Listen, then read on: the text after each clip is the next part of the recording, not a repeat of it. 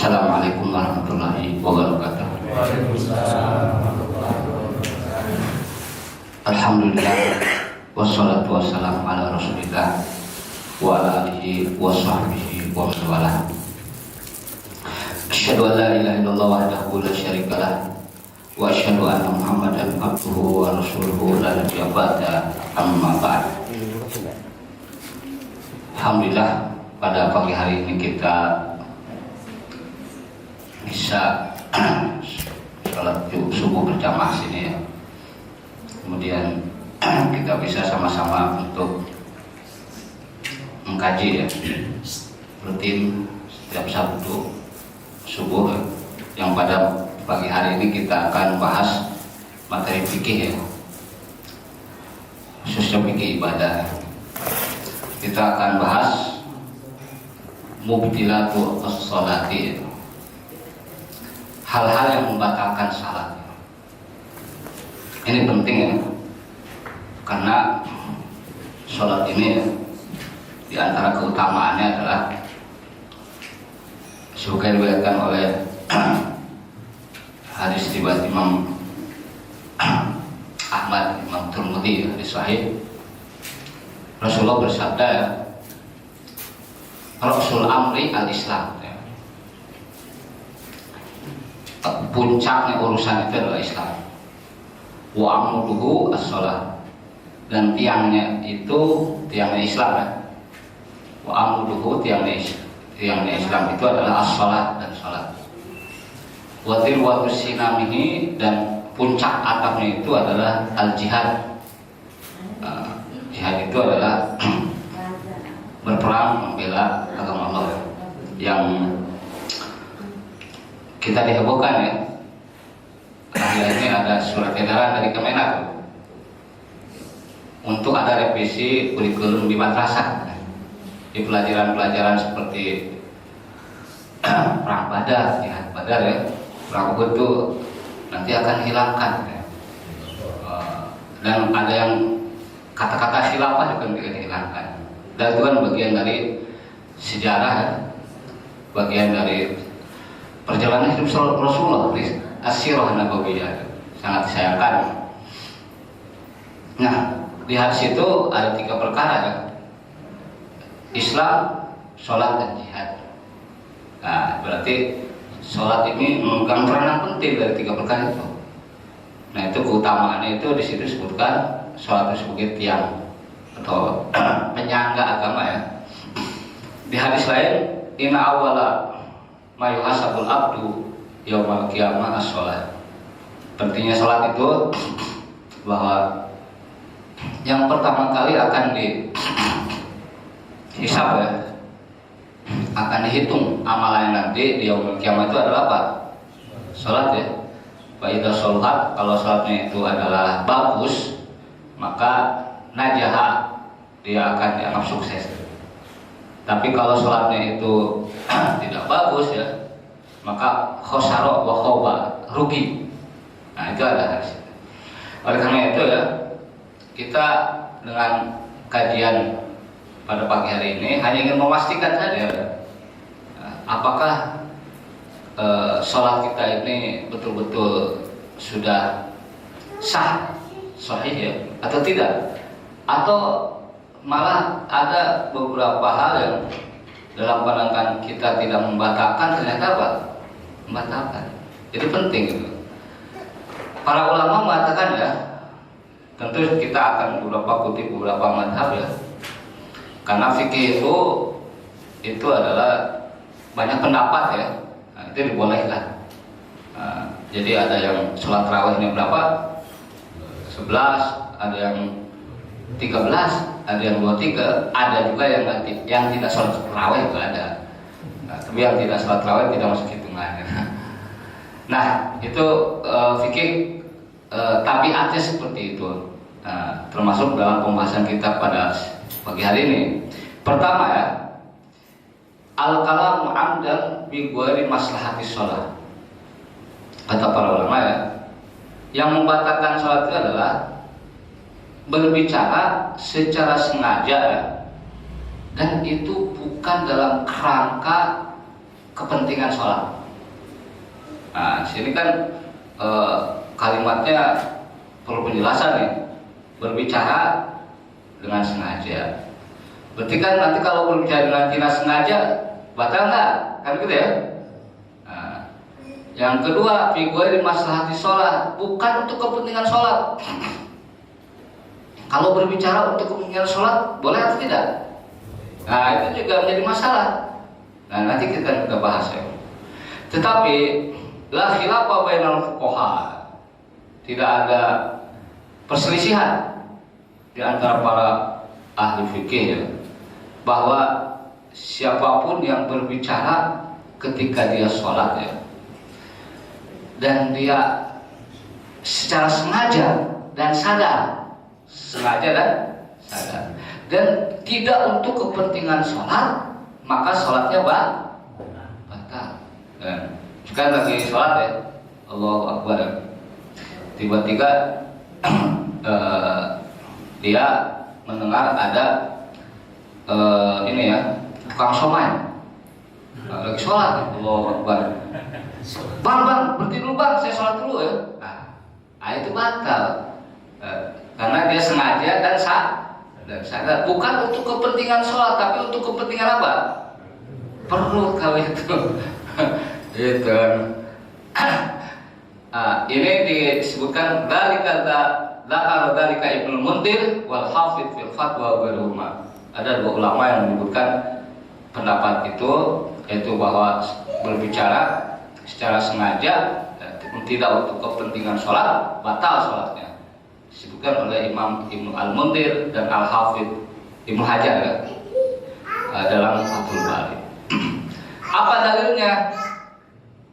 Wal aslu fi dzalika maruya an Zaid bin Arqam radhiyallahu anhu qala, bahwa dasar dari hal tersebut ya, itu adalah hadis yang diriwayatkan dari Zaid bin Arqam. Zaid bin Arqam ini sahabat radhiyallahu anhu bercerita begini. Ketika kami berbicara dalam salat ya, yukallimu rajulu minna sahibahu, jadi berjamaah kami sedang salat ya, dan berbicara ya, satu berbicara dengan yang lainnya, yang di sebelahnya itu, maka turunlah ayat surat Al-Baqarah 238. Apa itu? Wa qumu lillahi qanitin. Maka waqumu, berdirilah engkau ketika sholat, lillah, untuk Allah, qanitin, diam, jangan banyak berbicara. Jadi di sini ya, larangan ketika kita untuk sholat itu ya, larangan berbicara ketika sholat memang langsung dari Al-Quran. Dan itu kasusnya memang sahabat dulu kalau sholat ngobrol ya. Jadi dulu ya, kalau lagi sholat itu ya, mereka itu ya berbicara satu dengan yang lainnya. Tapi tidak disebutkan ini ngobrolnya apa, juga tidak sebutin ya. Yang jelas mereka ngobrol ya. Sampai kemudian turun ayat ini. Maka kata Zaid bin Arqam, Pak Umir Nabi sukut wal muhina kalam, sejak ayat itu turun kami diperintahkan untuk berdiam, untuk diam, dan kami dilarang untuk sholat, untuk berbicara. Wal muhina kalam. Banyak hadis-hadis yang semakna dengan ini ya. Ini yang jadikan landasan ya, jadikan dalil ya. Ini hadis riwayat Al-Jamaah, kecuali Ibnu Majah. Al-Jamaah itu termasuk Bukhari dan Muslim ya, hadis sahih seperti itu. Jadi berdasarkan hadis ini, para ulama berpendapat bahwa berbicara itu ya, adalah tidak diperbolehkan, bisa membatalkan sholat ya, kalau kita berbicara. Tetapi ya, ada rinciannya. Nah, rincian ini yang kemudian ya, menjadi perbedaan pendapat di antara para ulama. Mazhab Syafi'i dan mazhab Hambali mengatakan begini, minimal orang bisa disebut berbicara itu kalau ada dua huruf. Itu dalam bahasa Arab lebih ya, dalam bahasa Arab. Mungkin kalau dalam bahasa Indonesia dua kata. Nah, misalkan ini, bisa jadi dalam bahasa Indonesia juga bisa disebut satu kata juga, kalau dipahami itu pembicaraan bisa batal. Kayak tadi kita lagi sholat ya, Allahu Akbar, kan satu kata keluar nih. Tiba-tiba lewat tukang apa tadi? Bang, nah, batal nggak? Nah, kan itu satu kata ya, satu huruf. Tapi tetap batal karena dimaknai itu adalah panggil. Kalau dalam bahasa Arab contohnya begini, kum, berdiri kamu, duduk kamu, dan seterusnya. Jadi memang tidak ada dalilnya sih berapa hurufnya ya, tapi dari penjelasan beberapa imam mazhab menunjukkan bahwa ketika dia sedang sholat dan mengeluarkan pembicaraan itu dipahami. Nanti ada pembahasan tentang bagaimana kalau gitu ya. Kadang-kadang kan ada orang ya, kalau imamnya itu baca apa? Banyak ya. Allahu Akbar. Terus alif lam mim. Wah, ini alamat apa? Panjang ya. Bener aja panjang nih kan. Udah khatamallahu ala qulubihim wa ala sam'ihim. Udah panjang loh. Banyak yang dehem di belakang kan. Ada yang batuk ya. Segala macam lah. Nah, itu apa batal itu nanti ada pembahasan di bawah. Tapi wa aqalul kalam al-mubtil ini rincian para imam mazhab ya. Jadi minimal perkataan yang membatalkan itu harfan 2 huruf katanya. Tapi kalau mereka kan menjelaskannya bahasa Arab ya. Nah, kalau bahasa Indonesia gimana? Ya minimal ada satu kata pun kalau dipahami pembicaraan bisa batal tetap ya. Ya, bisa batal. Misalkan begini, kita lagi sholat nih, tiba-tiba istri kita manggil-manggil, bang, kunci di mana kunci? Jawabnya gimana? Kan 2 kata ya. Di meja. Nah, di meja batal nggak? Batal. Lagian istri lihat-lihat bahwa awalnya ya, lagi sholat ditanya juga ya. Nah, jadi gitu ya. Kemudian ya, wa ba'da an ittafaqal fuqaha ala butlani shalah bi haqqil muta'ammid al-alim alladzi la yuqsad islahu salatahu. Nah, jadi setelah para ulama sepakat ya, batal sholatnya kalau orang itu berbicara secara sengaja dan dia sadar dan itu bukan dalam kerangka untuk kepentingan sholat, batal kalau berbicara. Maka kemudian mereka berbeda pendapat dalam hal-hal rincian sebagai berikut. Pertama, kalau orang itu berbicara lupa ya, lupa itu ya tidak ingat ya, ya lupa tidak ingat ya. Entah itu dia itu lupa itu bahwa dia tidak sadar bahwa dirinya sedang apa? Sholat. Saking khusyuknya sehingga dia nggak sadar diri sedang sholat gitu. Tapi nggak ada orang gitu ya. Justru kalau orang saking khusyuk sadar diri sedang apa? Sedang sholat. Dia lupa bahwa dia sedang sholat, atau dia lupa bahwa sholatnya belum selesai. Ya, lagi tasahud akhir ya. Sholatnya sendiri nih, sendiri ya sholat. Ada yang nanya ke istrinya, bang, mana kunci? Di bawah laci. Ternyata dia sudah nggak sadar sholatnya belum. Baru hampir gitu kan. Nah, itu juga para ulama berbeda pendapat ya. Gini katanya, dhahaba jumhurul fuqaha, mayoritas fuqaha ahli fikih mengatakan bahwa kalau orang itu lupa berbicara ketika sholat la yubtil, tidak batal. Jadi kalau dia lupa bahwa dia itu sedang sholat, atau dia itu lupa bahwa sholatnya belum selesai dan dia berbicara, itu tidak batal. Nah itu kan. Kenapa demikian? Ini adalah pendapatnya Imam Malik, Imam Asy-Syafi'i. Dalam satu riwayat adalah pendapatnya Imam Ahmad, dan dihikayatkan atau dinukilkan bahwa ini adalah pendapat beberapa banyak dari para sahabat dan tabi'in, katanya begitu ya. Kenapa kok mereka mengatakan tidak batal kalau lupa ya? Ini karena ada dalilnya. Wa dzalika lima ruwiya an Muawiyah bin Al-Hakam As-Sulami radhiyallahu anhu. Ada salah seorang sahabat ya, namanya adalah Muawiyah bin Hakam As-Sulami. Dia mengatakan begini, bainama ana usolli ma'a Rasulillah sallallahu alaihi wasallam, ketika kita sholat bersama Rasulullah berjamaah maksudnya. Idza atasa rajulun minal qaum, tiba-tiba ada yang bersin. Haji gitu kan. Ada yang bersin. Fakultu, Muawiyah mengatakan, maka ketika ada yang bersin dia mengatakan, yarhamukallah. Paromani alqom bi absorihim, tiba-tiba jamaah itu melihat nyinyir ke dia tuh. Dia berarti mereka melirik semua ya dalam sholat. Jadi ada satu dalil ya, bahwa ketika sholat para sahabat ketika ada yang berbicara langsung apa? Itu semua. Ini. Jadi ketika mengatakan yarhamukallah, hampir semua jamaah mengatakan gini. Siapa sih ngomong? Lah dia juga berlirik di mana tuh? Nanti ada hukumnya sendiri melirik gitu. Nah.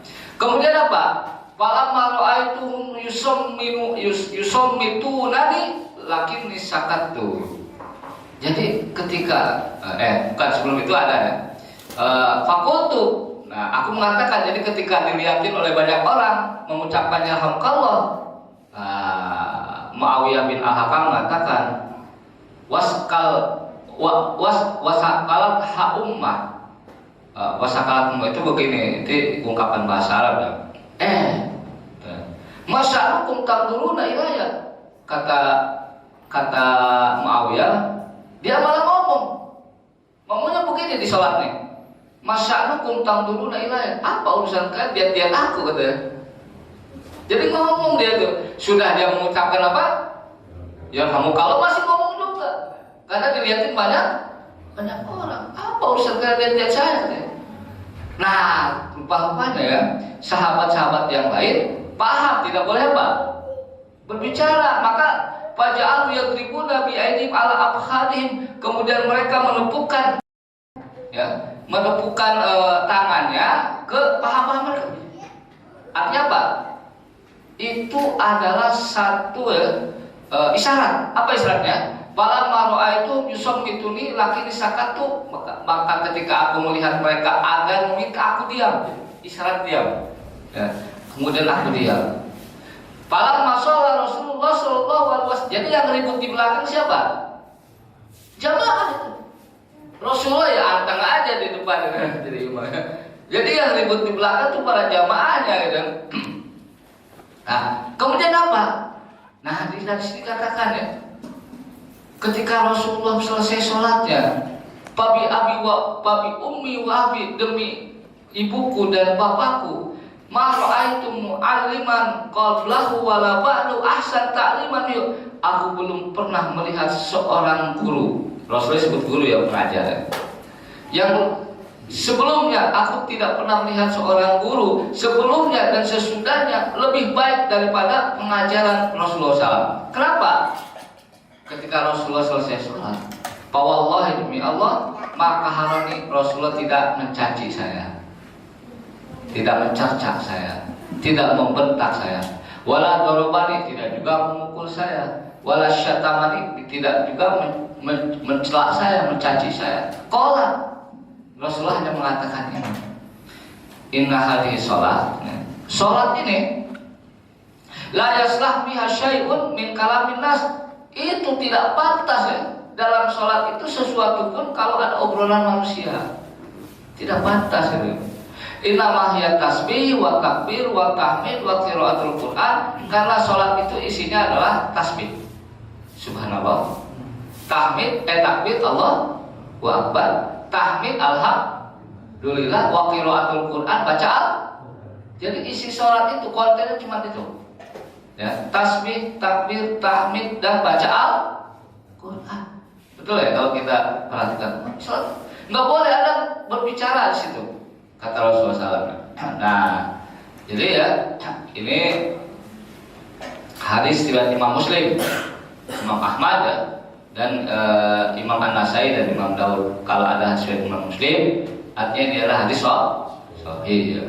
Nah, jadi berdasarkan kalau masih ada lanjutannya.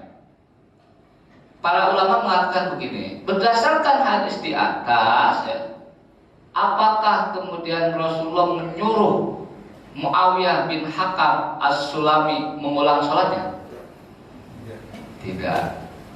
Kenapa tidak menyuruh? Karena Hakam tidak tahu dalam sholat itu ternyata tidak boleh. Dia tidak tahu. Jadi kalau tidak tahu boleh?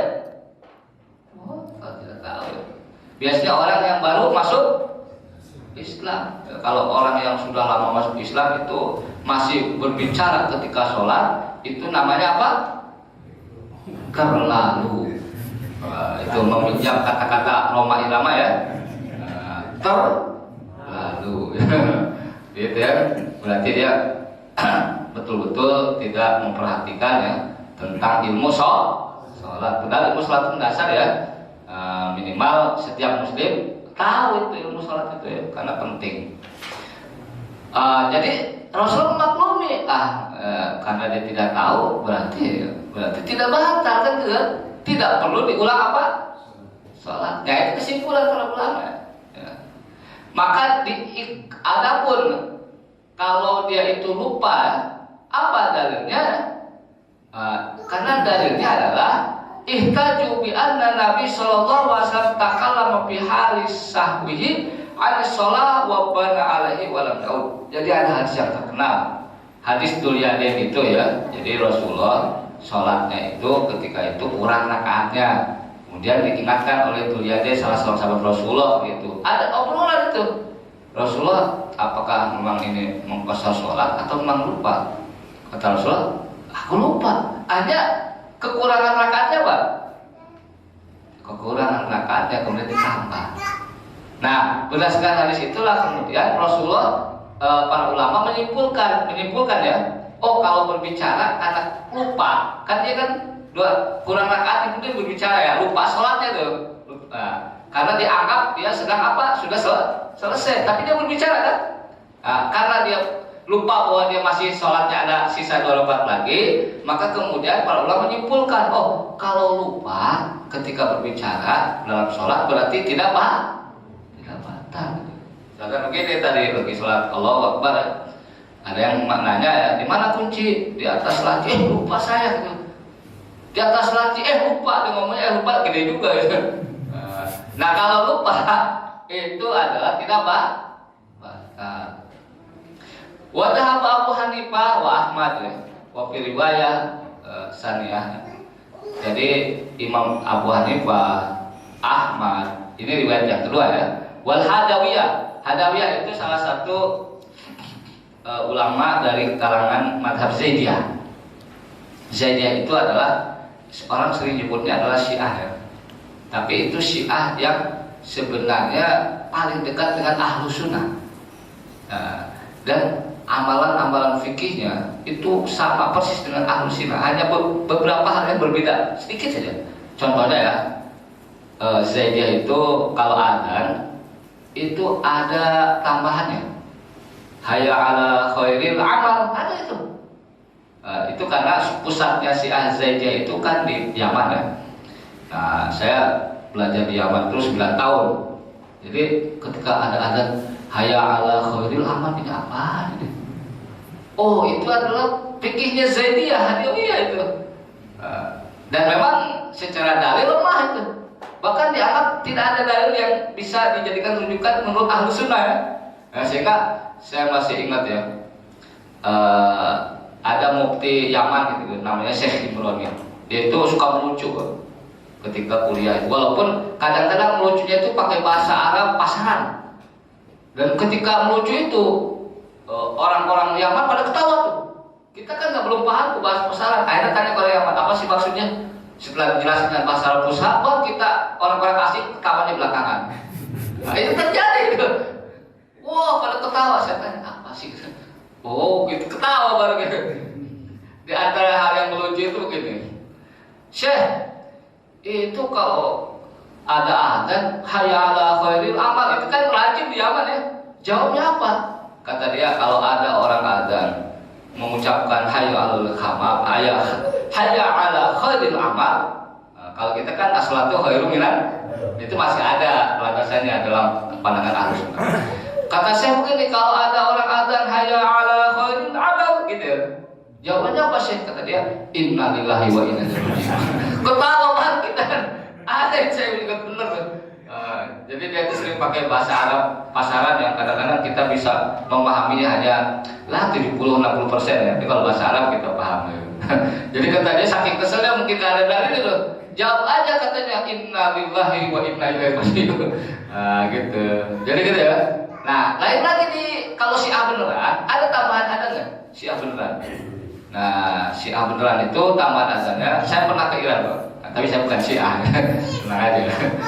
Ke Iran ya. Saya ingin membuktikan apa perbedaannya. Di azan itu ternyata di Iran itu, di Teheran ya, ibu kota Iran. Betul-betul Pak adanya itu ada tambahan begini. Asyhadu anna aliyan waliullah. Ada itu. Itu keren, itu ada. Oh, ini ternyata. Aku bersaksi bahwa Ali itu wali Allah. Ada itu di Iran. Itu Syiah Rafidhah atau Syiah Imamiyah ya. Ada itu Pak. Nah kalau itu saya nggak tahu jawabnya apa tuh, karena belum saya tanya ke mufti yang nyaman itu. Jangan-jangan jawabnya innalillahi juga. Nah itu. Jadi Al-Hadawiyah ini mengatakan, Abu Hanifah Ahmad mengatakan, walaupun dia lupa, tetap lupa berbicara ketika sholat ya, tetap bahwa itu batal sholatnya. Apa dalilnya? Tetap ada dalilnya. Karena keumuman larangan berbicara ketika sholat. Tidak disebutkan di situ apakah lupa atau dia sengaja. Tidak disebutkan. Pokoknya kan dalilnya Rasulullah melarang ketika sholat itu berbicara. Tidak disebutkan apakah lupa atau tidak. Nah, tidak disebutkan. Coba yang kuat yang mana Pak? Wah, bingung Pak Ustaz kalau begini ya. Bingung. Tapi kalau saya lihat memang ya pendapatnya jumhur ya, karena ditopang oleh dalil lain ya.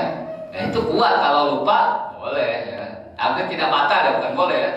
Kalau lupa tidak batal sholatnya ya, sekali lagi kalau lupa ya. Yang namanya lupa itu tidak ingat, itu kan dimaafkan oleh Allah Subhanahu wa taala. Ada orang lupa berzina. Berapa kali lupanya? Seminggu sekali besar. Itu namanya rutin. Nah, itu. Jadi ya itu pendapat itu yang pertama turunannya. Yang kedua, kalamul jahil. Kalamul jahil itu adalah seperti kasus Muawiyah bin Al-Hakam As-Sulami tadi. Yaitu apa? Dia tidak tahu bahwa ketika sholat itu dilarang berbicara. Nah ini ya bisa banyak sebab, baru masuk Islam atau tidak banyak dia tidak betul-betul tidak mendalami tentang sholat ya. Bagaimana hukumnya? Ya, ini hukumnya sama dengan yang di atas tadi. Kalau jumhur ulama mengatakan tidak batal ya. Tapi jelas tadi Muawiyah bin Ahkam kan tidak batal ya. Dia mungkin di awal-awal sholat ya. Kemudian ya, kalau madhabnya Maliki dan Hanafi tetap batal. Kenapa? Itu ya ini derita dia. Kenapa dia tidak belajar? Itu dia derita lo ketika nggak belajar ya batal. Nah, kemudian ada hal lain yang turunan dari berbicara dalam sholatnya. Kalamul maglub alal kalam. Jadi dia terpaksa mengeluarkan kata-kata itu ketika sholat. Apa bentuknya? Seperti ini.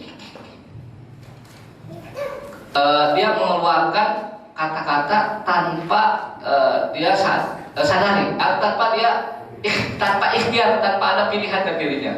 Seperti orang yang menguap ya. Bayakulu kan kalau menguap bisa gitu kan. Ada orang menguap lagi sholat ya? Oh banyak kan. Terutama sholat apa? Subuh. Ya menguap ya. Kayak cuci uap ya, steam gitu ya. Jadi ketika dia sholat tuh bayakulu gitu. Lama banget sih, ada lama banget tambahannya. Atau ya yasul payang cukup bisul biharpain, atau dia lagi batuk kan, atau bersin. Kan ada orang yang bersin aneh-aneh gitu. Haji gitu kan, ada. Habis haji terus dia Sony gitu kan, Samsung lah, itu dia terobsesi untuk beli apa? Handphone kalau itu. Kalau dia batuk apa aja? Innova. Nah itu. Nah kalau tapi nggak ada yang batuk gitu ya, nggak ada ya. Tapi kalau yang bersih ada yang haji ada ya? Haji. Nah, apa hukumnya? Atau dia karena apa hukumnya? Atau dia tertawa, atau dia menangis, atau dia berdehem ya? Berdehem ya?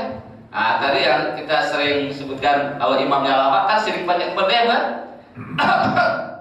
Imamnya nggak paham juga. Kesel di belakang. Lama kan? Ada lamanya itu.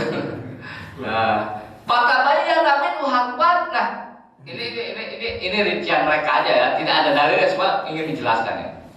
Kemudian terpaksa dia menguapkan kata-kata itu ya, karena batuk, karena menguap ya, karena bersin ya. Dari itu kemudian terdengar dua huruf, katanya dua huruf, dua kata ya. Fahada kulluhu la yufsidu sholat. Ini insya Allah tidak membatalkan sholat katanya. Kayak tadi haji berapa huruf tuh? HC dua ya. Nah, itu kan berdehem karena mungkin tenggorokannya masih ada minyak bekas makan apa? Gorengan. Biasa banget ya. Sebelum sholat makan apa? Gorengan. Makanya kan sebelum sholat itu harus betul rapi. Gitu. Ada yang bersiwak ya, bersiwak dulu gitu. Nah, ini tidak batas sholat insya Allah ya. Kalau batuk ya. Kan sering orang batuknya itu memang lagi musim ya. Itu memang terus gitu, insya Allah nggak batal. Itu kan mengeluarkan kata-kata ya dari mulutnya ya. Nah itu nggak, insya Allah nggak batal ya. Karena apa? La yumkinu at-tahallut minhu, tidak mungkin kita menghindar dari itu. Ya, kalau batuk, masa orang mau bersih ditahan, perasaan gimana? Oh, lagi sholat nanti batal. Akhirnya apa? Nangis sendiri gitu. Nah itu, jadi jangan ditahan, insya Allah tidak batal. Fa amma idza ahraja syai'an min dzalika muta'ammidan fa inna sholatu takunu batilah. Tapi kalau batuk-batukan, mendehem-deheman karena imamnya terlalu apa? Lama, itu batal. Tidak ada yang nyangkut di sini karena dia habis minum teh pucuk. Enggak ada yang nyangkut ya. Nah, tapi tiba-tiba kok berdehem karena imamnya la uqsimu biyaumil qiyamah. Alamat. Kenapa nggak alam taruh kaifah aja? Sama kulhu, dia senang ya. Kalau imam itu baca Al-Ikhlas, Al-Kausar, senang nggak tidak? Oh senangnya luar biasa ya. Seperti dapat durian. Padahal tidak seperti itu ya. Jadi kalau sengaja tidak ada alasan batal berdehem pun ya. Menguap nggak ngantuk dan menguap, wah gitu. Nah itu tidak boleh, itu batal gitu. Kalau sengaja. Yang kedua bentuknya, tapi ini nggak mungkin terjadi lah. Tapi kita sebut aja, dipaksa untuk berbicara ketika sholat, nggak ada ya, nggak ada. Jadi nggak usah panjang ini. Kalau dipaksa, insya Allah nggak batal. Ini terjadi sih bisa, tapi sangat jarang ya situasinya. Kalau ada, mungkin di Cina ya, di Xinjiang, Uighur ya. Nah itu tuh kan orang dipaksa untuk tidak puasa, dirazia deh, puasa nggak? Oh, wah enggak, kalau puasa nanti bakal dimasukkan penjara ya. Nah ketika menunjukkan bahwa dia tidak puasa batal dikit, tidak batal. Nah, jadi kalau dipaksa ketika sholat itu berbicara, itu insya Allah apa? Tidak batal ya. Tapi jarang ini ya, jarang. Kemudian ya, pembahasan kalamun man yata'ayyan alaihi kalam. Jadi dia terpaksa berbicara dan dia harus berbicara. Kenapa? Karena ada satu kemaslahatan penting. Misalkan lagi sholat di depan, di sini ya sholatnya. Di depan juga ada yang sholat ya. Nah di depan sholat itu tiba-tiba yang sholat di depan kita itu ada ular kobra. Kan lagi musim ya. Di mana? Di Citayam. Di musola lagi ada. Ada ular kobra. Ketika kita sholat, dia ular kobra sudah begini-begini nih, yang gede kan? Itu akan mematok orang yang lagi sholat di depan. Kita itu harus mengingatkan dia. Jadi, Pak, ular Pak. Nah, begitu harusnya. Dan kata para ulama begitu. Atau begini, itu terlalu ekstrim kalau ular ya. Kita sholat sunnah di belakang. Ada orang sholat di sini ya, di sini. Sholat sunnah juga. Terus dia tasnya taruh di pinggir ya, di belakang. Ada yang nyuri, mungkin kalau dia ya, mungkin dia pura-pura pikir kan baca Quran, ke depan. Padahal mau ngincer apa? Tasnya. Terus kita melihat, wah gawat ini. Pas dia mau begini, dia teriak loh, Pak itu ada yang nyolong belakang, boleh? Harus itu, harus dan ya itu harus ya. Nah masalahnya dia teriak kok, Pak ada yang nyolong tuh, ada yang nyolong belakang Pak, nyolong tas Bapak. Isinya banyak dompet ya, terus apa lagi? Handphone ya, kartu nikah, tuh gawat ya. Kartu nikah Bapak Pak Ustadz nanti nyari lagi gitu. Kartunya doang maksudnya, bukan isinya gitu. Nah, itu harus ngomong ya, karena menyelamatkan harta. Pak, ada nyolong atau gini, copet gitu kan, atau jabret ya. Orang cuma teriak kan pasti nimpukin dia. Nah, itu harus ngomong ya, karena menyelamatkan harta. Tapi masalahnya begini, kalau dia berbicara begitu ya, batal nggak sholatnya? Kan begitu ya? Batal atau tidak? Ibu batal nggak tuh? Teriak-teriak, Pak ada yang nyopet tuh, ada yang nyolong belakang. Nah, para ulama mengatakan begini ya. Tapi dari qaulani inda Syafi'i wal Hanabila, dari pendapatnya mazhab Syafi'i dan Hambali mengatakan, pertama anna sholat tubtilu, maka sholatnya adalah batal tetap. Kalau Quran Wasani, tapi ada yang mengatakan yang kedua sholatnya tetap sahih, tidak batal katanya. Tidak batal. Li'anal qaum innama kalamu Rasulullah fi qadiyatil yadain, karena Rasulullah pernah terjadi percakapan ketika Rasulullah kurang rakaatnya. Percakapan setelah itu Rasulullah nambahin lagi 2 rakaat. Dan ketika itu Rasulullah berbicara. Jadi begini, ketika sholat 2 rakaat, Assalamualaikum. Dul Yadain mengatakan, Rasulullah ini apakah memang kau lupa atau memang sengaja ya dikosor? Kata Rasulullah, saya lupa. Kan ada ngobrol ya. Kata Rasulullah, waduh, udah langsung dia tambahin 2 rakaat. Berarti kan tidak batal kan? Tidak batal. Nah, jadi ada 2 pendapat. Saya juga tidak bisa memastikan mana yang pendapat yang kuat ya. Tapi ada 2 pendapat ya. Kalau ada 2 pendapat, menurut kita ini mana yang kuat itu susah untuk ditentukan. Maka itu kembali ke pilihan kita masing-masing. Kira-kira kalau kita teriak, Pak ada copet Pak, copet, merasa enak kan kita sholat melantin? Nah enak kan, mendingan dia. Nah silahkan, itu juga merasa bahwa itu adalah sholat kita itu batal. Tapi ketika sholat lagi copetnya balik lagi gitu. Itu mungkin bukan copet yang pertama, copet temennya, namanya juga berjamaah gitu. Nah itu ya.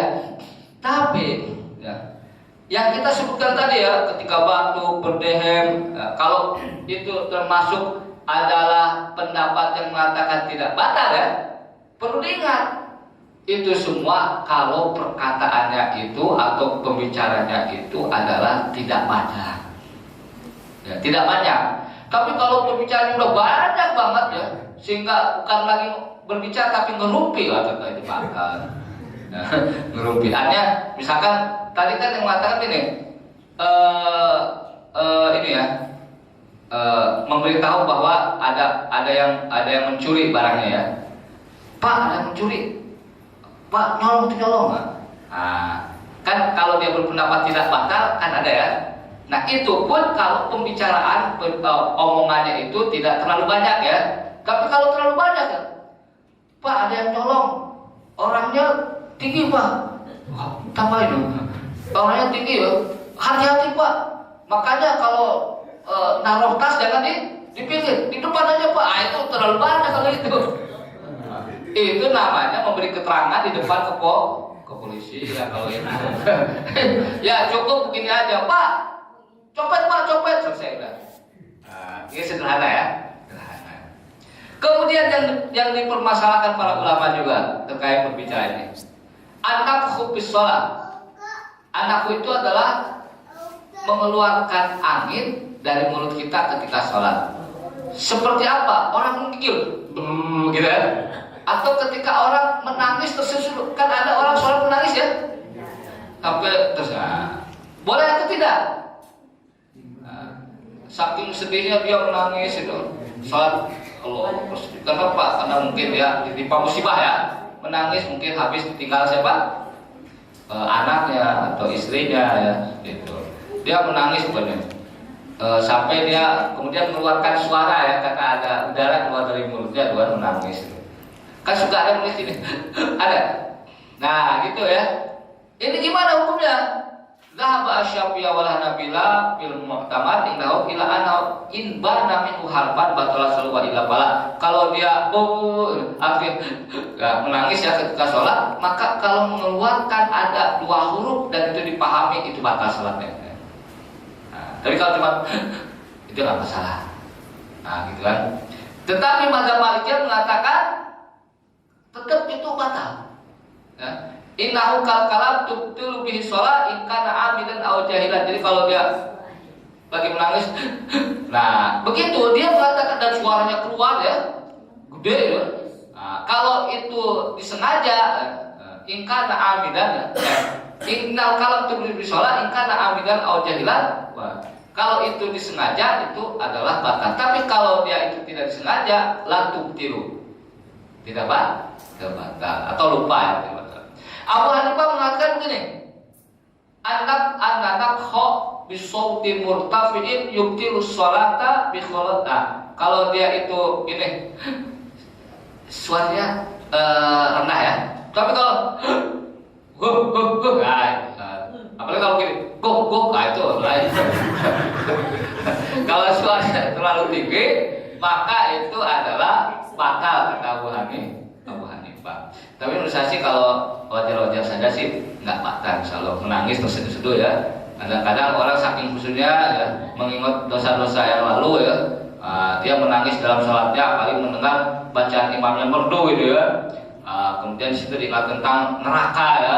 Kita menangis tidak ada masalah ya. Karena ada salah seorang sahabat Rasulullah namanya Abu Bakar. Itu kalau sholat jadi imam menangis, kadang-kadang suaranya nggak jelas bacaan. Nah, kan ketika Rasulullah sakit itu Abu Bakar diminta jadi imam ya. Nah, kemudian kata Aisyah putrinya, nggak usah dia Rasulullah, dia kalau jadi imam suka menangis ya, suaranya nggak jelas. Nah itu. Wadaba batu sahabat wa tabi'in wal fuqaha ila karahiyati masyar. Ada yang mengatakan makruh sajalah. Ada yang mengatakan makruh ya. Ihtajja man qala bi anna bi shalah bi hadis Abdullah bin Umar an Nabi sallallahu alaihi wasallam nafahu fi sholatil kusuf, bahwa ada satu hadis riwayat Imam riwayatnya kita lihat dulu. Imam Ahmad, Abu Daud dan An-Nasai ya. Bahwa Abdullah bin Umar mengatakan Rasulullah pernah mengeluarkan suara juga ketika sholat kusuf. Pernah Rasulullah. Ya. Nah itu dalil yang mengatakan tidak batal berarti. Kemudian ada hal yang berkaitan dengan masalah pembicaraan juga ya. Al-ityan bidzikrin masrulit tanbih, mengeluarkan beberapa perkataan yang itu disyariatkan untuk memberikan satu peringatan. Pertama, kalau imamnya lupa, bukankah makmumnya mengingatkan apa? Subhanallah ya. Berbicara atau tidak? Berbicara itu. Nah, tasbihur rajul wa tasbihul mar'ah, kalau ibu-ibu tepuk tangan ya. Tapi tepuk tangannya ya cukup 1 kali atau 2 kali saja dan tidak berpola. Kalau berpola nanti tepuk pramuka. Imamnya lupa, ibu-ibu tepuk apa? Tepuk pramuka. Ah, itu nggak bisa begitu juga. Kalau bapak-bapak subhanallah. Nah, jadi kalau imamnya lupa ya, ada hadis riwayat Imam Sahal bin Sa'ad. Ada Nabi SAW qala mana bahu syai'un fi sholati, barang siapa yang sholatnya terganggu ya, fa yusabbih, maka hendaklah dia bertasbih. Fa inna ma tasbih linisa, kalau tepuk tangan itu untuk perempuan ya. Wadhalika itu seperti apa? Seperti orang yang imamnya itu lupa, maka untuk mengingatkan makmumnya mengucapkan subhanallah. Jangan ya, nah, itu ada mekanisme khusus ternyata ya. Jadi kalau imam lupa nih, misalkan dia lupa tasawuf akhir ya, nah, dia langsung naik ke rakaat berapa? Ketiga, yang sholatnya 3 rakaat atau 4 rakaat ya. Jadi diingatkan subhanallah. Jangan diingatkan pakai bahasa kita, tasawuf akhir, tasawuf awal, gitu. Jangan, lupa ya. Gitu. Ada mekanisme khusus ya, pakai subhanallah. Wadhalika aw yastadin ahadun fid duhur fa yusabihu bi annahu yusalli fa hada wa masaqala yubtil salat. Nah itu ya. Kemudian an-nausani yang kedua, ayaftah musalli alal imam. Maksudnya begini, sering kejadian kalau ini imam lupa ayat, nah, dia lupa gitu. Atau dia ini lupa awalnya ya, atau lupa ayat lainnya ya. Maka makmum belakang boleh berbicara, boleh mengingatkan dengan ayat itu ya, boleh. Nah ini karena ada satu hadis yang jelas yang membolehkan ini ya. Nabi SAW ya, Rasulullah pernah sholat jadi imam maksudnya. Kemudian ada ayat yang pala bisa dia tertukar-tukar atau lupa ya. Rasulullah juga manusia lupa ya. Pala mansorofa kolali Ubay setelah selesai sholat ya, Rasulullah berkata kepada Ubay bin Ka'ab. Ubay bin Ka'ab itu seorang qori, dia hafal Quran. Asolai kamu sholat sama kita kan tadi? Kola, iya sholat Rasulullah. Kola, pama manaka, apa yang kemudian mencegah engkau untuk tidak mengingatkan saya? Loh, jadi kalau imam lupa ayat itu diingatkan yang di belakang. Ya ingatkan. Tapi Pak Ustadz yang di belakang juga sama-sama tidak ingat. Bahkan bukan tidak ingat, tidak gimana ya kalau itu urusannya sama Allah saja lah. Nah, kalau begitu ya. Jadi boleh kalau imam itu ya berbicara mengingatkan kalau imam lupa. Jadi kalau lupa itu ya, misalkan dia baca surat An-Naba ya, amma yatasaalun 'anil naba'il 'adzim alladzi hum fihi mukhtalifun kalla saya'lamun summa kalla saya'lamun, lupa gitu. Baru di belakang alam naj'alil arda mihada.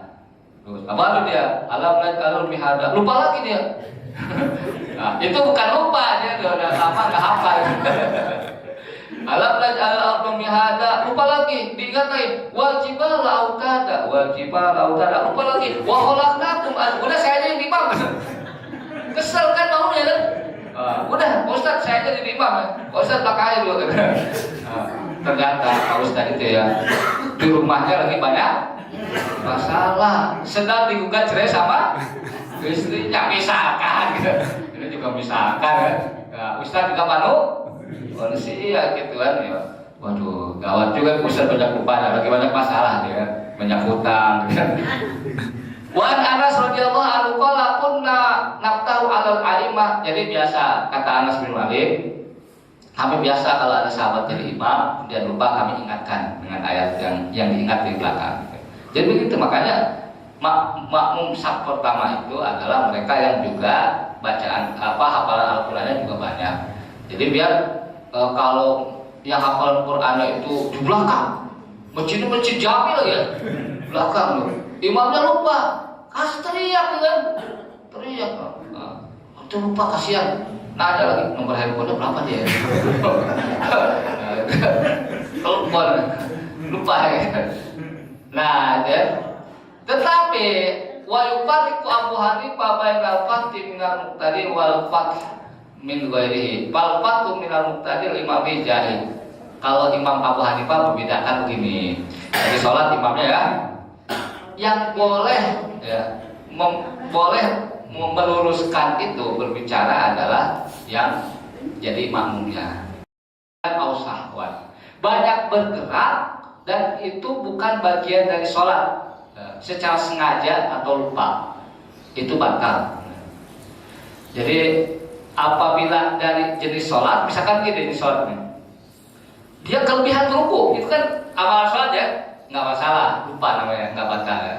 Kelebihan ruku, kelebihan sujud. Ya. Nah, tapi kalau bergerak bukan dari bagian sholat dan banyak bergerak, itu adalah hukumnya batal. Contohnya apa? Contohnya sekarang yang paling sering terjadi kalau handphone nyala kan, karena enak mana ringtone-nya dan koplo ya, ya pas lagi sholat Allah Akbar ya, kemudian bunyilah ya, goyang dompet, juga atau pokoknya akhirnya dia apa? Panik kan? Gitu. Nah, kalau cuma tek mati udah selesai, nggak bisa bergerak. Tapi kalau susah, udah buka, ini passwordnya lupa lagi ya, lupa dia kan. Nah, banyak bergerak di batal. Nah, jadi memang kalau dalam pembahasan fikih ya, banyak dan sedikitnya itu ya seberapa, itu kan perdebatan para ulama. Banyak dan sedikitnya. Pokoknya katanya banyak yang sedikitnya itu ukurannya, pokoknya kalau ternyata gerakan-gerakan itu betul-betul memalingkan dia dari layaknya dia sedang sholat, itu banyak. Kalau hanya ya bahwa dengan gerakan itu dia masih dikategorikan dia memang sedang menjaga sholatnya, itu tidak banyak kategorinya. Jadi kalau hanya mematikan handphone, gitu, nggak ada masalah. Jangan dibiarkan handphone hidup ya, karena handphone ringtone-nya itu kemudian tetap hidup, itu malah mengganggu apa? Mengganggu yang sedang sholat berjamaah. Apalagi itu lagu yang menghentak-hentak ya. Lagunya begadang, jangan begadang. Begadang boleh saja, itu Abri, anak buah Roma. Nah itu.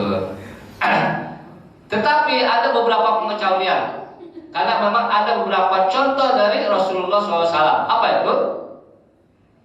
Menggendong anak kecil ketika sholat itu boleh, walaupun memang itu bisa kategorinya agak banyak bergerak ya. Itu ada contohnya kalau itu menggendong anak kecil ibu-ibu kalau lagi sholat berjamaah, tiba-tiba anak kita nangis digendong sambil digendong ini kita sholat boleh. Tapi tidak boleh daripada itu digendong, disusui ya. Ada itu ya udah selesai aja sholatnya, itu kan. Jadi cukup digendong saja seperti itu. Kemudian ada lagi, wala yufsidu shalah aidon qatlul aqrab awal hayat. Bahkan ada beberapa gerakan yang tidak dianggap sebagai membatalkan sholat, walaupun itu membutuhkan gerakan yang banyak karena ada hadis khusus, yaitu membunuh kalajengking dan ular. Itu tidak membatalkan sholat. Itu hadis riwayat Imam Khomsah ya, disahihkan oleh Imam At-Tirmidzi. Jadi kalau lagi sholat tiba-tiba ada ular apa? Kalajengking lewat, kita bunuh. Dulu kan zaman Rasulullah kan belum ada apa namanya? Ini karpet, kan masih tanah liat ya, tanah liat. Jadi ketika sholat, kalau ada ular di depan, bunuh aja dulu. Ada ular kobra ya, bunuh aja dulu, nggak masalah. Setelah dibunuh, lanjutkan lagi sholatnya. Tapi setelah dibunuh kemudian dia ngopi dulu, capek, ya itu lain kalau itu batal itu. Tapi kalau habis dibunuh langsung dia ikut lanjutin sholat, itu nggak batal sholat. Cukup untuk membunuhnya saja ya. Nah itu.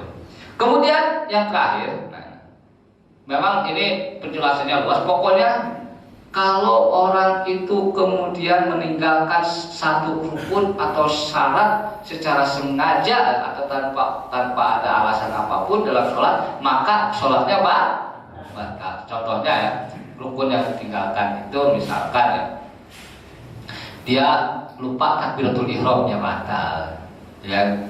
Atau ya ternyata dia tidak niat sholat tapi sholat, padahal niat itu adalah syarat atau rukun.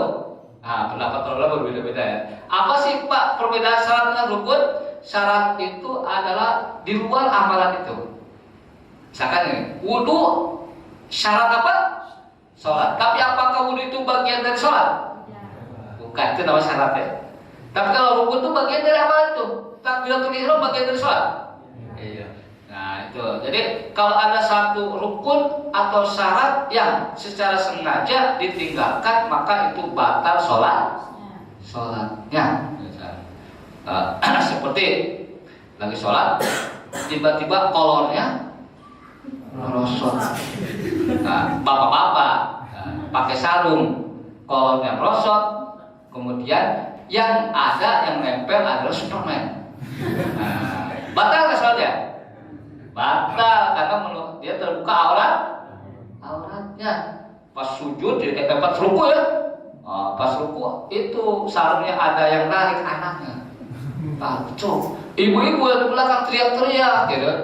Waduh, kecil kelihatan nih. Ternyata bapaknya tersebut tidak pakai juga celana. Bahaya kalau gitu. Kalau tidak pakai celana dalam, bahaya juga.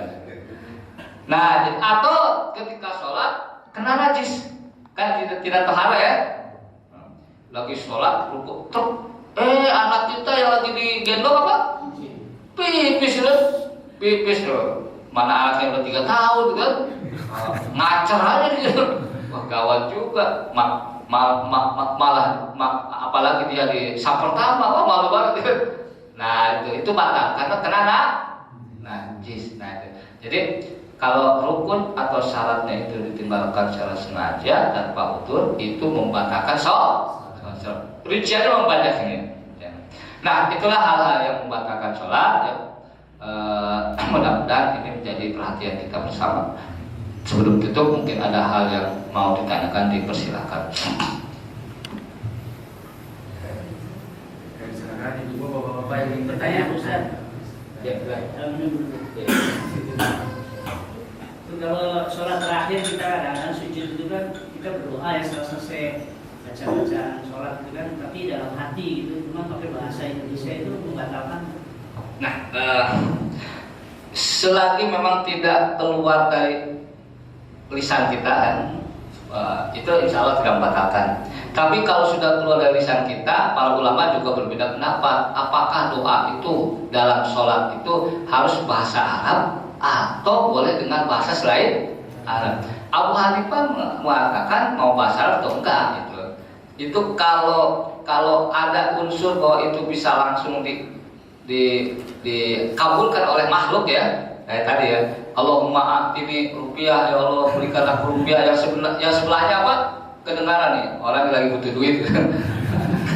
Nah, kan ada di ini kan di mati habis salam dibalas, Pak butuh berapa sih Pak? Nah, Abu Hanifah batal. Kalau jumhur mengatakan, sebagian orang mengatakan bahwa di dalam sholat ini memang diupayakan doa-doa itu doa-doa yang maksur. Nah, tapi kalau dalam hati pakai bahasa apapun silakan aja, selagi belum keluar dari lisan kita. Gitu. Karena kalau dalam hati itu jangankan berdoa, kita ngelantur ya. Allahu Akbar. Ingat ya langsung. Oh ternyata kunci itu di situ ya. Kan? Oh ternyata saya punya agenda habis ini kesini. Jadi sholat itu adalah memori-memori yang hilang kembali ada. Itu kayak diundang lagi, recall ya. Kok ada ya? Makanya ada orang kehilangan sesuatu, sholat coba insya Allah. Itu makna wasta'inu bisabri. Disalahgunakan jadinya. Minta tolonglah dengan kesabaran dan sholat. Hilang kunci, udah cari kesalahan kembali ya. Sholat. Hilang istri, nggak usah sholat kan? Cari ganti ya. Lain, istri bukan hilang, cuma minggat namanya. Nggak ada yang hilang. Gitu. Nah jadi ya, insya Allah Pak kalau dalam arti sih nggak ada masalah. Yang jadi perdebatan para ulama itu kalau sudah kedengaran ya, sudah diucapkan dalam pikir-pikir kita dalam sholat, apakah dengan bahasa selain Arab boleh atau tidak? Kalau mazhab Hanafi mengatakan tidak boleh, walaupun doa itu ya doa gitu, dalam bahasa Arab. Tapi saran saya memang pakai doa-doa yang maksud saja. Maksud itu ada di dalam Al-Quran dan Sunnah ya. Cukup doanya itu biar nggak terlalu lama ya. Doa-doa yang sapu jagat. Ada 2 doa sapu jagat yang saya anjurkan. Pertama, Rabbana atina fid dunya hasanah wa fil akhirati hasanah wa qina adzabannar. Doa yang kedua, Allahumma inna nas'alukal afiyah fid dunya. Hari cukup itu mencakup semua tuh. Jadi kalau lagi malas doa dirinci itu malas ya. Simpel aja. Rabbana atina fid dunya hasanah wa fil akhirati hasanah wa fil akhirati hasanah wa qina adzabannar. Allahumma inna nas'alukal afiyah fid dunya wal akhirah. Itu dua doa yang sapu jagat. Kita sebenarnya ingatnya Rabbana atina fid dunya hasanah aja. Wa fil akhirati hasanah. Itu Pak, wallahu a'lam seperti itu.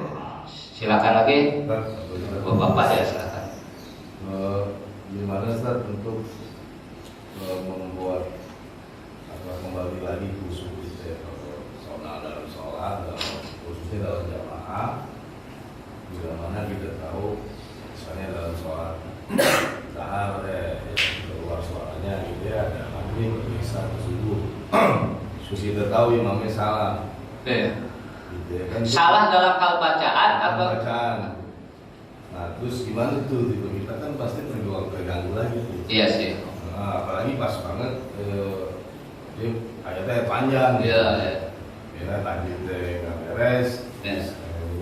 Terus ada ketukar gitu. Yeah. Nah itu gimana tuh? Itu kan mengurangi khusyuan. Ya, memang sih harus diakui ya.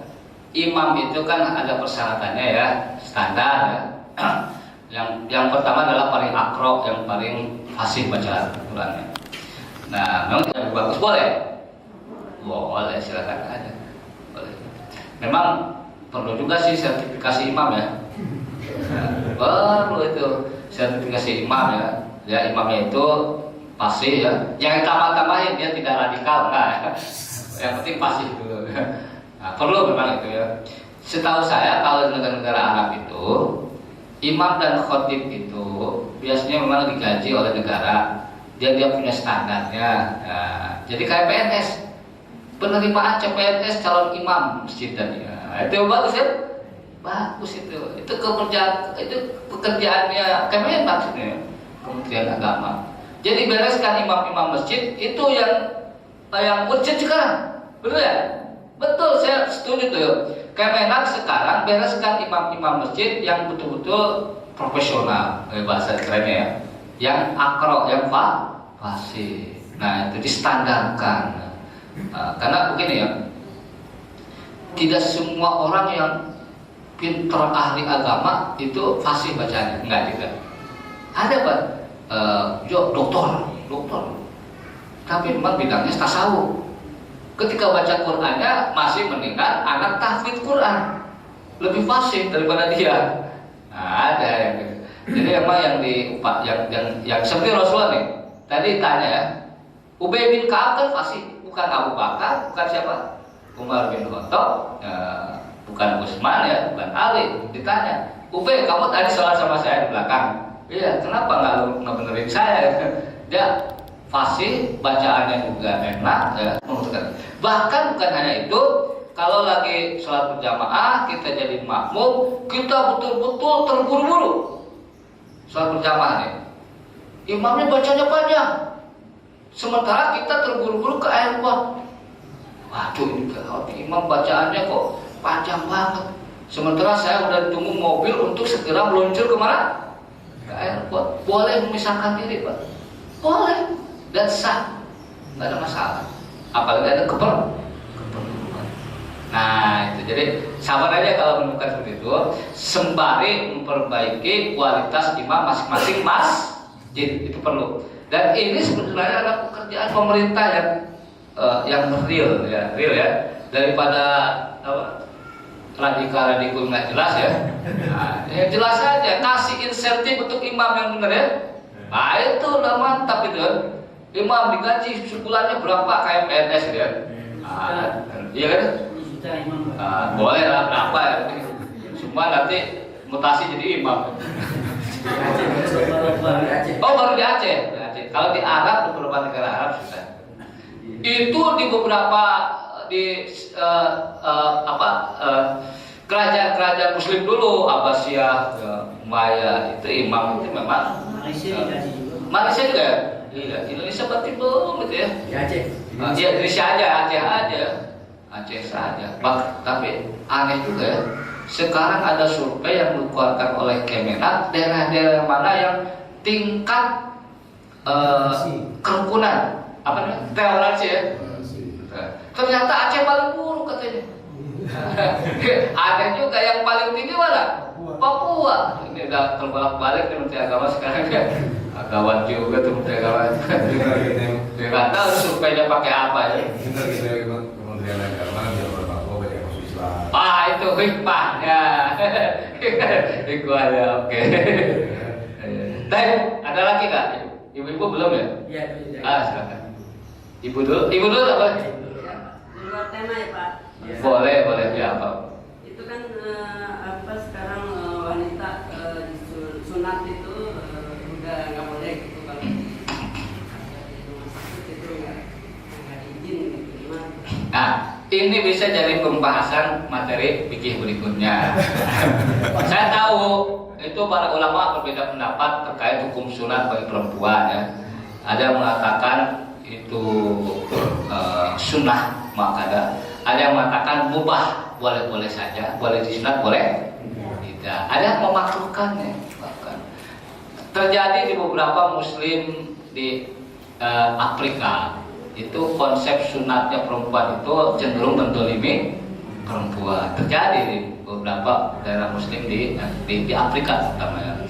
Nah, jadi itu memang khilaf para ulama ya, bagaimana hukumnya sunat terhadap perempuan ya. Kalau terhadap laki-laki pendapat yang kuat tentu saja adalah sebenarnya sunnah muakkadah juga sih, sunnah muakkadah. Ada yang mewajibkan tapi jarang. Itu. Nanti kita bahas tuh ya itu secara detail ya. Tapi begitu petanya, ada yang mensunahkan, ada yang memubahkan, netral ya, boleh, tidak boleh juga. Karena ada surat edaran ya bahwa setiap bayi yang lahir itu tidak boleh bayi perempuan maksudnya tidak boleh disunat ya. Memang pemerintah ini senang, bagus ya, memberikan satu perhatian lah untuk kemaslahatan perempuan ya. Karena banyak penyimpangan juga ya. Jadi ada yang sunatnya itu betul-betul mendolimi perempuan seperti di Afrika. Kalau gaji disunat itu jelas tidak boleh ya. Gaji honor disunat ya tidak boleh gitu kan. Itu pendoliman ya. Baik, dia Pak tadi. Menyambung tadi yang Bapak jelaskan soal imam itu tadi. Nah, saya pernah dengar penjelasan bahwa ketika imamnya Al-Fatihah katakan seperti itu, wah ini nggak benar nih, nggak bagus gitu ya. Dia keluar dari jemaah. Iya. Tapi gerakannya masih mengikuti. Tapi dia keluar niatnya. Itu saya pernah mendengar penjelasan itu boleh katanya gitu. Gimana? Ya itu memang memerlukan ijtihad ya sendiri. Apakah ketika dia keluar itu harus menunjukkan bahwa dia betul-betul keluar, ataukah dia tetap mengikuti gerakan tapi niatnya sholat munfarid sendiri ya. Nah itu juga para ulama juga tidak ada dalil yang secara pasti ya. Mereka mengatakan itu harus tetap ikut gerakan untuk menghindarkan fitnah, ya tidak terjadi keributan. Itu kan mafsadat ya, boleh tidak. Tapi kalau mengatakan lah kalau dia masih mengikuti imam berarti statusnya tetap dia sebagai apa? Makmum dong. Nah, kalau saya melihat kalau dengan memisahkan diri kemudian dia tidak menimbulkan fitnah, lebih baik memisahkan diri. Tapi kalau memisahkan diri menimbulkan keributan, kegaduhan, ikutin saja. Dengan dia tetap juga sholat munfarid ya, sendiri. Nah itu ya. Jadi lihat situasinya aja. Tapi memang kalau dia memisahkan diri, kemudian dia sholatnya tidak ikut dengan jamaah, nah itu kan menimbulkan kegaduhan juga ya. Nah itu kelambarahannya begitu ya biasanya ya. Apalagi kalau kelihatan sama imamnya, dia akan merasa tersinggung saya. Atau kelihatan sama anak buah imam itu ya, fansnya. Sama fans ya. Itu juga masalah. Menurut saya sih kalau menimbulkan fitnah ikutin aja, ya tapi dengan niat sholat sendiri. Ya di lempeng-lempengin aja itu. Nah, kedepannya kita memang harus bisa memilah dan memilih mana masjid yang betul-betul imamnya kredibel. Dan ya itu tadi tugas Kemenak membereskan imam-imam yang qualified ya, qualified untuk jadi imam, untuk jadi jadi ini ya, pemimpin sholat. Jadi begitu ya, insyaallah. Satu lagi Pak. Oh, silakan Pak. Saya sering memperhatikan bacaan-bacaan imam. Di mana saya sholat, saya perhatikan bacaan imam. Al-Quran itu kan ada 114 surat.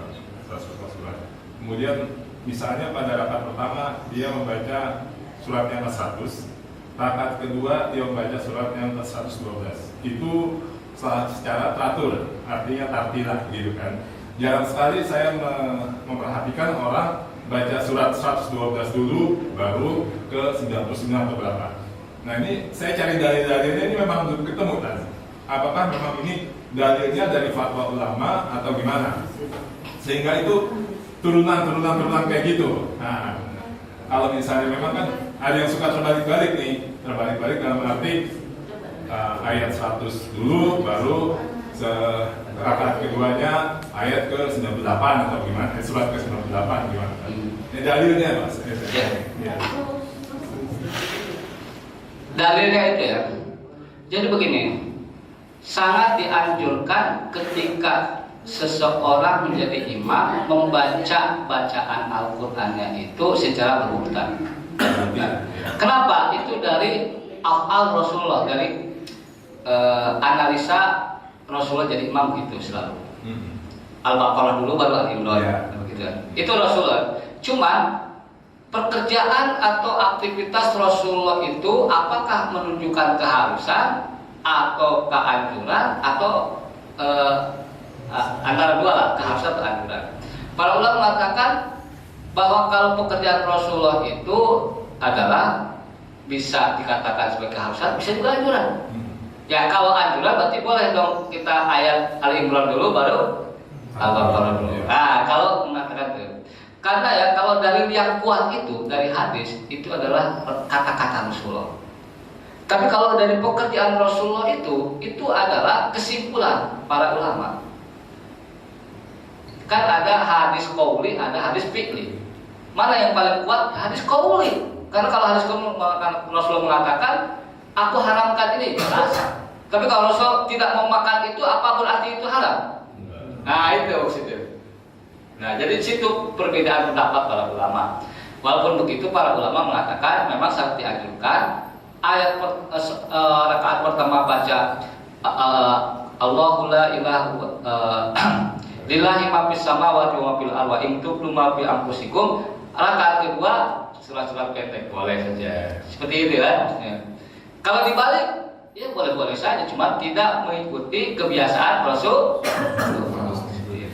Jadi memang ada orang begitu ya.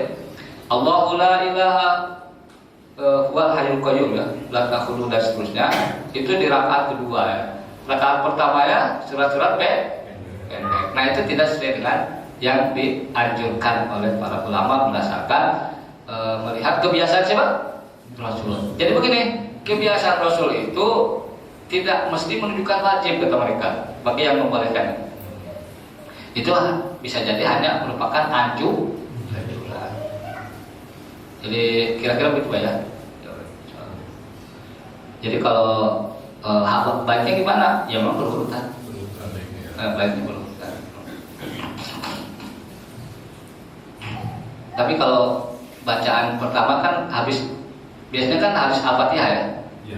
Habis yang Al-Fatihah itu bacaan yang kedua, boleh nggak kita baca lagi Al-Fatihah? Boleh baca lagi Al-Fatihah. Boleh. Ya boleh-boleh aja bagi saya tahu kan. Cuman nanti sholatnya nggak selesai. Benar ya? Sangat dibaca surat. Iya maksudnya gitu kan. Waladhdallin amin. Bismillahirrahmanirrahim. Alhamdulillahirabbil alamin.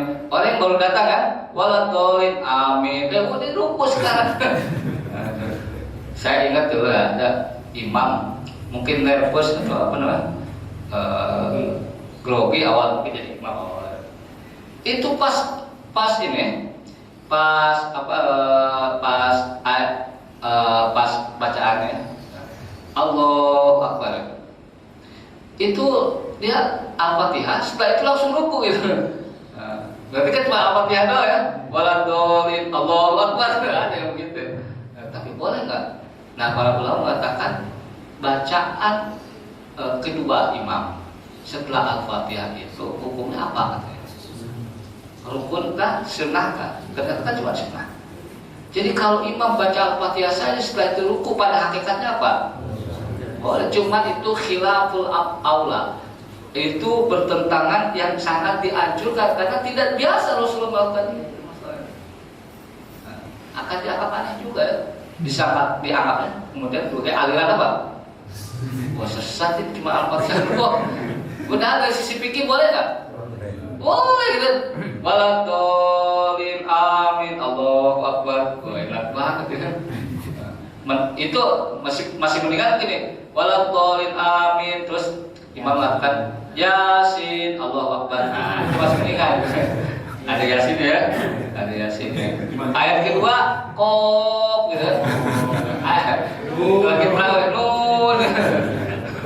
Terus alif lam ro gitu. Nah, itu tapi ya terlalu lah ya. Kembali lagi terlalu. Baik, kalau tidak ada lagi kita cukupkan karena hari sudah cukup siang ya. Mudah-mudahan ada manfaatnya bagi kita semua. Kurang lebihnya mohon dimaafkan. Aku qouli hada wa astaghfirullah li wa lakum. Wassalamualaikum warahmatullahi wabarakatuh. Mari kita tutup dengan doa. A'udzubillahi minasyaitonir rajim. Bismillahirrahmanirrahim. Alhamdulillahirabbil alamin. Hamdan syakirin hamdan naimin hamdan yuwafi ni'amika bimazidah. Ya Rabbana lakal hamdu kama yanbaghi li jalali wajhikal karim wa azimi sultanik. Rabbana innana zalamna anfusana wa illam taghfir lana wa tarhamna lanakunanna minal khasirin. Rabbana la tuzigh qulubana ba'da idh hadaitana wa hab lana min ladunka rahmatan innaka antal wahhab. Rabbana hab lana min azwajina wa dhurriyyatina qurrata a'yun waj'alna lil muttaqina imama. Rabbana atina fid dunya hasanah wa fil akhirati hasanah wa qina adzabannar. Wa akhiru da'wana alhamdulillahi rabbil alamin.